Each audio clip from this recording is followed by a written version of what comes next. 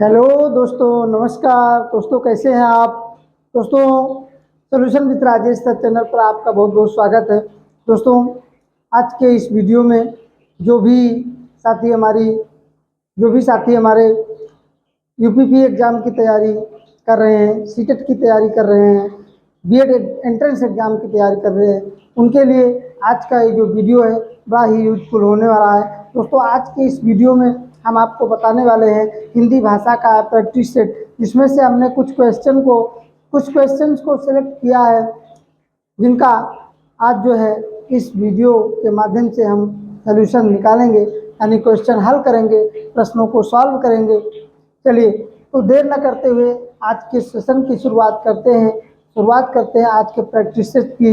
हिंदी भाषा का practice set एक है, जिसको आज हम जो है समझेंगे, बखूबी समझेंगे।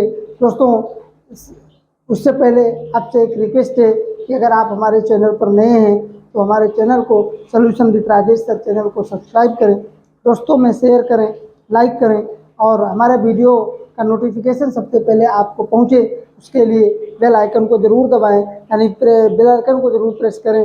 और दोस्तों, मेरे द्वारा दी गई जानकारी से आप कितना सहमत हैं उसके लिए आप हमें कमेंट करके जरूर बताएं। चलिए शुरुआत करते हैं आज के सेशन की। दोस्तों, प्रश्न है कि अखियां हर दर्शन की भूखी, कैसे रहे रूप रस राची, ये बतिया सुन रूखी। यहाँ पर जो ये पंक्ति दी गई है, इस पंक्ति में आपको बताना है कौन सा रस है, कौन सा रस है ये बताना है। दोस्तों, जो पंक्ति है, पंक्ति को पढ़ने से हमें पता चल जाता है क्या कि अखियां हर दर्शन की भूखी, यानी किसी के दर्शन के लिए हम कब व्याकुल होते हैं, जब वो हमसे दूर होता है। तो जब हमसे दूर होता है तो उसके लिए हम व्याकुल होते हैं। तो यहाँ पर क्या है कि जो दूर है उसके लिए हम तड़प रहे हैं, उसके लिए हम व्याकुल हैं। तो ये तड़पने की स्थिति, व्याकुल होने की स्थिति कहाँ पर आती है? तो ये रस है क्या? श्रृंगार रस। कौन सा श्रृंगार रस? श्रृंगार रस के दो भेद हैं। कौन? एक है संयोग श्रृंगार रस और एक है वियोग श्रृंगार रस। संयोग में क्या होता है? नायक और नायिका के मिलन का वर्णन होता है, लेकिन ठीक इसके विपरीत जो वियोग श्रृंगार रस होता है उसमें क्या होता है? नायक और नायिका के बिछुड़ने का वर्णन होता है, अलग होने का वर्णन होता है। तो यहाँ क्या है कि अखियां हर दर्शन की भूखी, यानी हरि दर्शन के लिए जो हमारी आंखें हैं वो क्या है? आतुर हैं, व्याकुल हैं। इसलिए यहाँ पर कौन सा रस होगा? वियोग श्रृंगार रस होगा। वियोग श्रृंगार रस है। कौन सा है? वियोग श्रृंगार रस।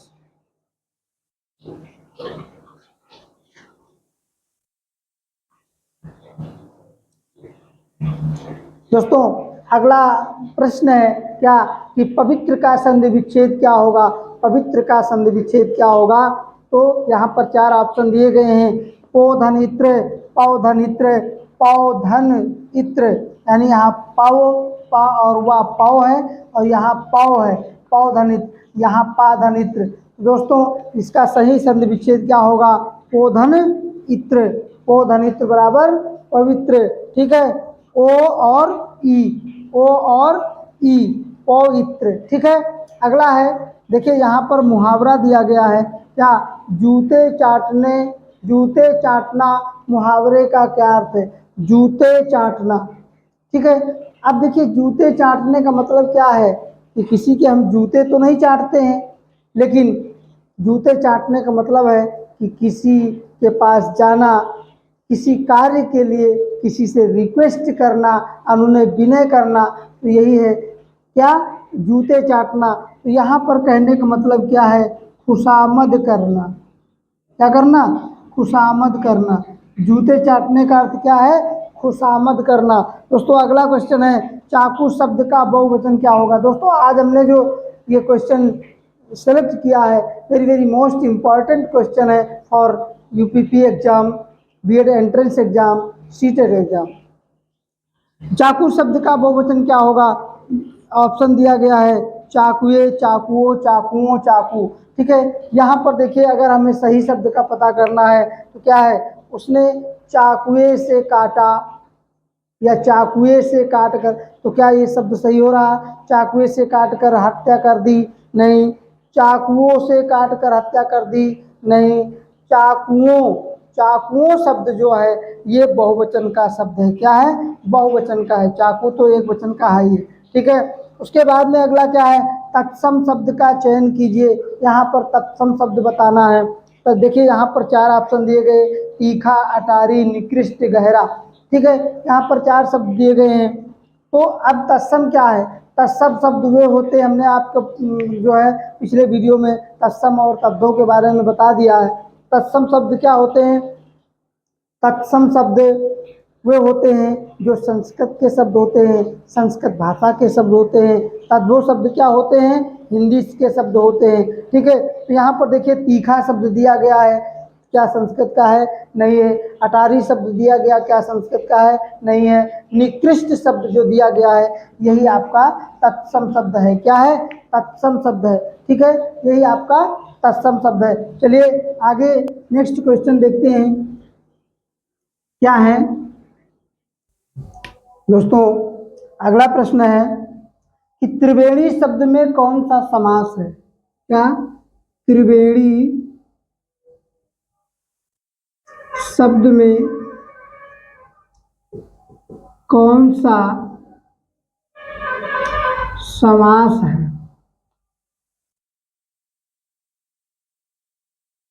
है ना? त्रिवेणी शब्द में कौन सा समास है दोस्तों? यहाँ पर देखिए ध्यान दीजिए कि त्रिवेणी शब्द लिखा गया है। त्रिवेणी शब्द यहाँ पर त्रि शब्द दिया गया, त्रि अक्षर लगा हुआ है। तो एक प्रकार से तो इसको देखा जाए तो ये द्विगु समास, द्विगु समास है। लेकिन तो यहाँ पर त्रिवेणी शब्द अगर है तो त्रिवेणी में तो हम सही अगर माने तो ये द्विगु समास ही है। क्या है? द्विगु समास है। ठीक है, उसके बाद में जो अगला प्रश्न है, क्या जूते, जूते चाटना मुहावरे का क्या अर्थ है? देखिए जूते चाटना, जूते, क्या कोई जूता तो चाटता नहीं है, तो जूते चाटना का क्या अर्थ है? इसका मतलब है कि किसी काम के लिए, किसी अपने काम के लिए किसी के पास क्या करना, रिक्वेस्ट करना, रिक्वेस्ट करना, निवेदन करना, अनुनय विनय करना। तो यहाँ पर इसका अर्थ निकलता है क्या? खुशामद करना। क्या?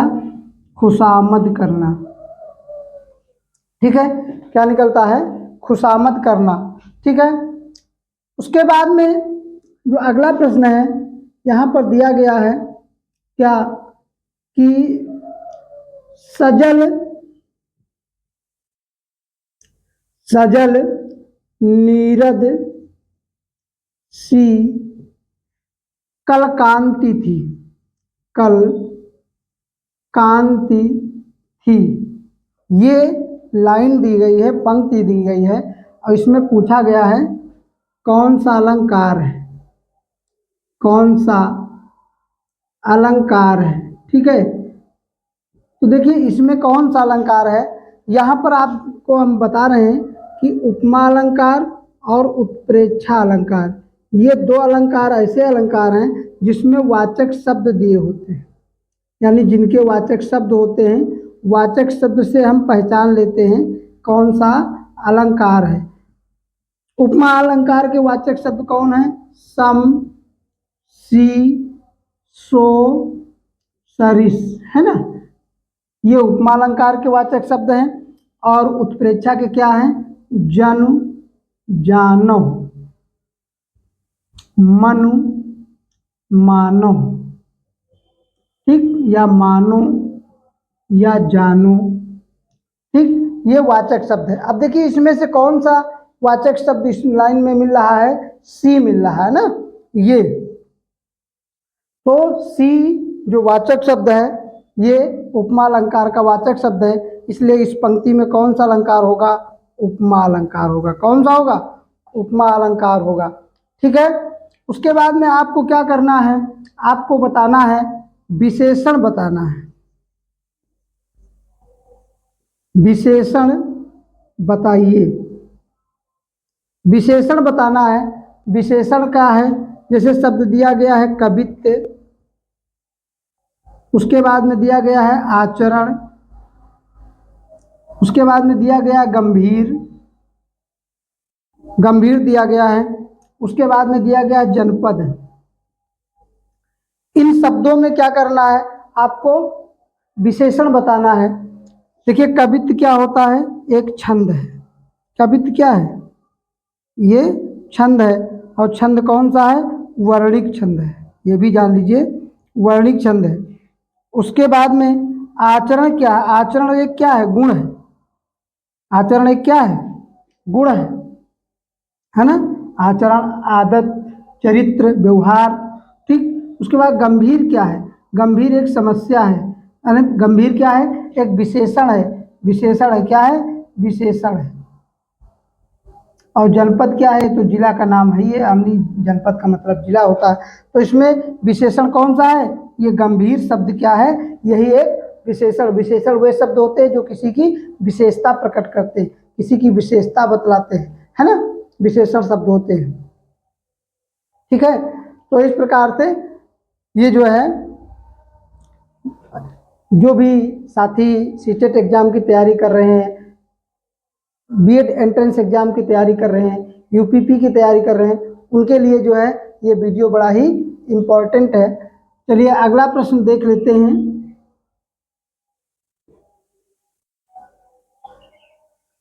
अगला प्रश्न क्या है?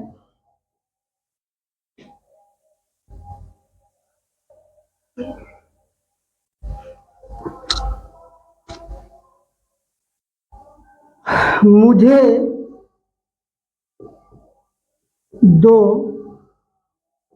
किलो, मुझे कल 2 किलो 2 किलो चीनी खरीदने हैं।